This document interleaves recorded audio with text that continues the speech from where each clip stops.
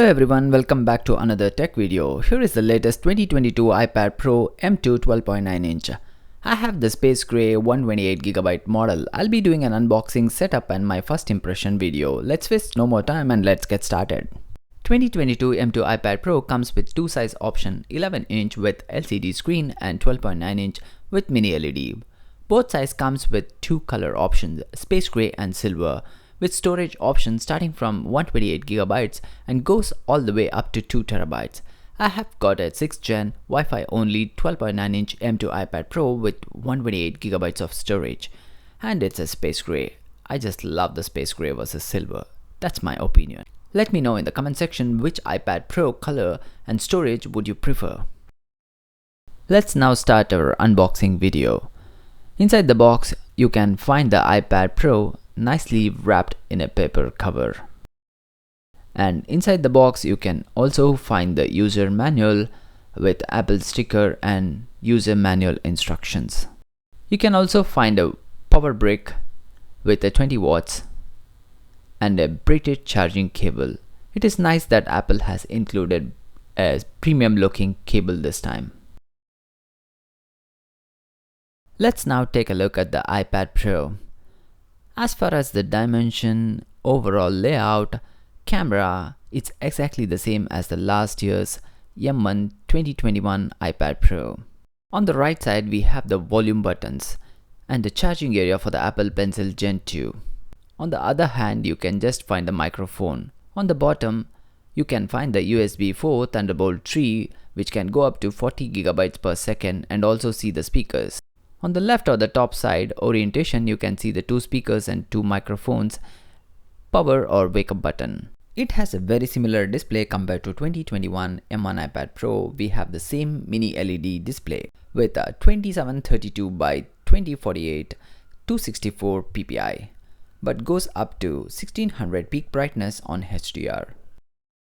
On the back we have not received any new updated cameras this year, and it's the same cameras found on the last year's M1 iPad Pros with the same wide and ultra wide cameras and along with the LiDAR sensor. Let's now go on and turn on the device and start the setup process. I've heard during the setup Apple will enforce you to download and install iPadOS 16.1. Come, let's find out. Now it's the time to transfer all your data from your iPads or your iCloud account.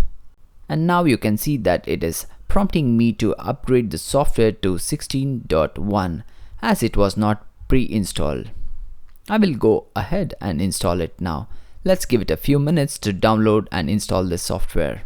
iPadOS 16.1 is now installed on my M2 iPad Pro, and all the apps on my M1 iPad Pro has been fully transferred. Let's now see if the Magic Keyboard from the Gen 1 works with M2 iPad Pro. Okay, it works right away as I could see the cursors moving. So M2 iPad Pro is still compatible with the Gen 1 or Gen 2 Magic Keyboard. Later I will be applying a tempered glass and will be testing to see if the keyboard closed properly with the tempered glass on my M2 iPad Pro.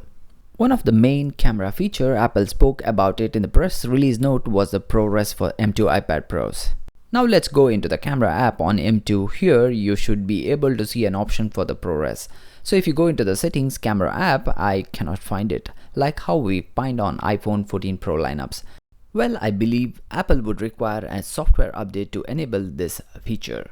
Let us now try to connect an Apple Pencil Gen 2 with the M2 iPad Pro, and let's see if I can find any difference.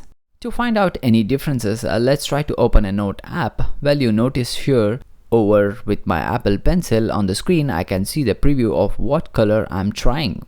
I think the Samsung has implemented the similar feature many years ago. Let me know in the comment section below how you feel about this new feature. Again, I feel it's just a software update that Apple has made it exclusively for M2 iPad Pros, and which is missing on M1 iPad Pro, and I wish in the future Apple would enable this feature to all the M1 iPad Pros. Let's do some benchmark testing and find out the difference between M2 and M1 iPad Pros using Benchmark 5. You can see to my left is my M2 iPad Pro and M1 iPad Pro to my right side. Let's now try to run the CPU benchmark test. I know this is not the right way to measure, but it's a way to show you the differences. Let's run the benchmark on both and wait till it completes.